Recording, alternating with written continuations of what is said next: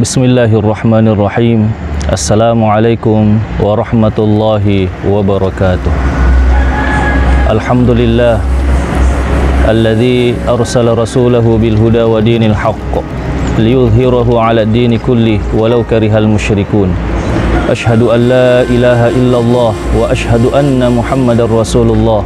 Allahumma shalli ala sayyidina Muhammad wa ala alihi wa sahbihi ajma'in, amma ba'du.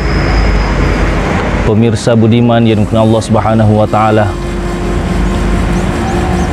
sepenggal kisah ulama sufi yang bisa kita jadikan bahan renungan sekaligus bahan motivasi. Ibrahim bin Adam pernah memberikan motivasi renungan kepada kita semua, khususnya kepada santrinya yang bernama Syakik Al-Balkhi.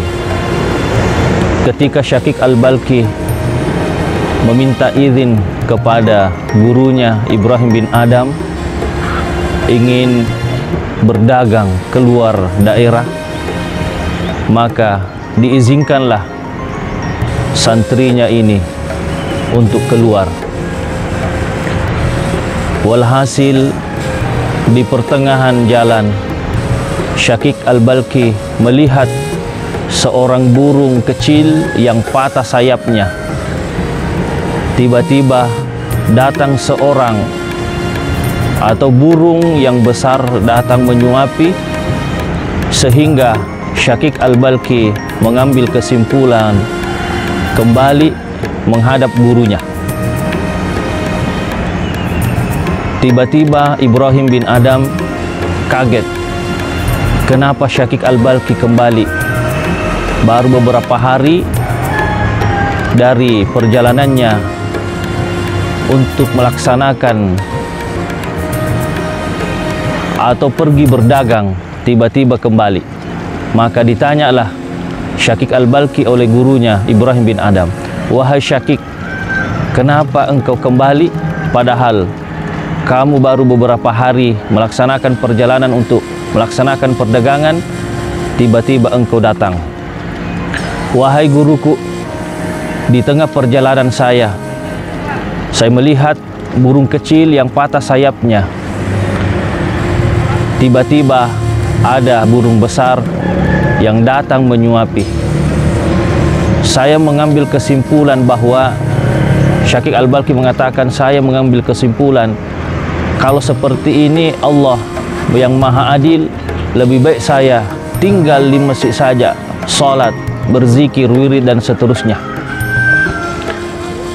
Maka dijawablah oleh Ibrahim bin Adam, "Wahai Syakik Al-Balkhi, tidakkah engkau mengingat hadis Rasulullah yang artinya tangan di atas lebih mulia daripada tangan di bawah? Para ulama-ulama sufi sebenarnya memberikan edukasi, memberikan bahan motivasi bahwa dalam perjalanan kehidupan kita tidak sepantasnya hanya kita berdoa tanpa ada ikhtiar."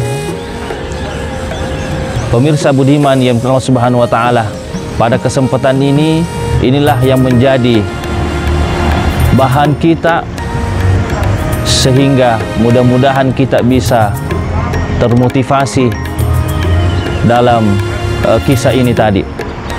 Allah berfirman di dalam Al-Quran suratul Ra'd, "Innallaha la yughayyiru ma biqaumin hatta yughayyiru ma bi anfusihim." Sesungguhnya Allah Subhanahu wa taala tidak akan merubah suatu kaum,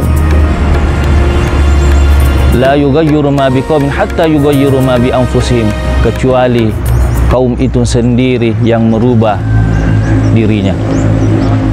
Apa arti, apa hikmah yang bisa kita petik dari ayat ini?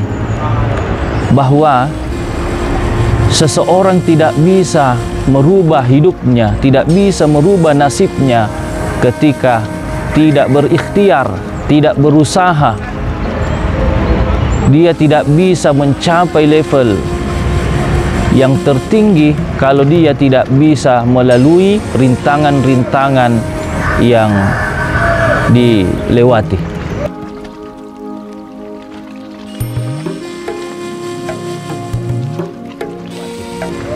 Pemirsa yang dimuliakan Allah Subhanahu wa taala, oleh karena itu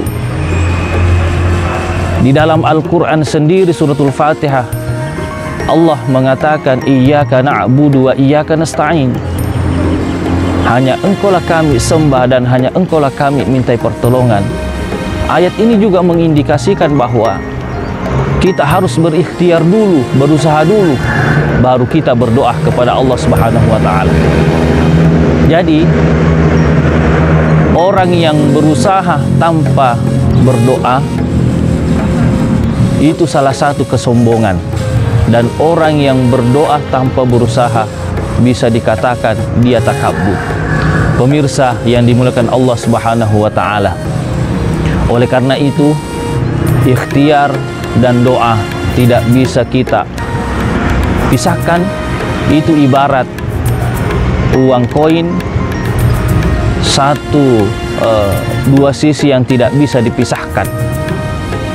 Oleh karena itu pemirsa yang dikenal Allah Subhanahu wa taala, bahwa usaha dan doa inilah yang menjadi motivasi untuk kita semua merubah diri kita, merubah organisasi kita, merubah lingkungan kita untuk lebih baik ketika betul-betul ada motivasi, ada edukasi, sehingga nantinya kita bisa meningkatkan semua atau meninggikan derajat organisasi kita atau instansi kita. Pemirsa yang dikenal Allah Subhanahu wa taala, mungkin ini saja yang sempat kami sampaikan pada kesempatan ini, bahwa kisah dari Ibrahim bin Adam, seorang ulama sufi, kepada santrinya yang menjadi kisah inspiratif, sehingga betul-betul kita di dalam kehidupan ini kita harus berikhtiar. Setelah kita berikhtiar, barulah kita berdoa kepada Allah Subhanahu wa taala, sehingga kita bisa mendapatkan hasil yang maksimal sesuai dengan niat kita, sesuai dengan hajat kita.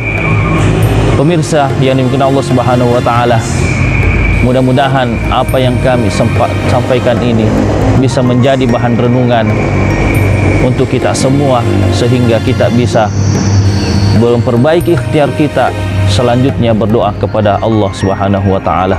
Mohon maaf atas segala kekurangan. Akhirul kalam, wabillahi taufiqi was sa'adah. Assalamualaikum warahmatullahi wabarakatuh.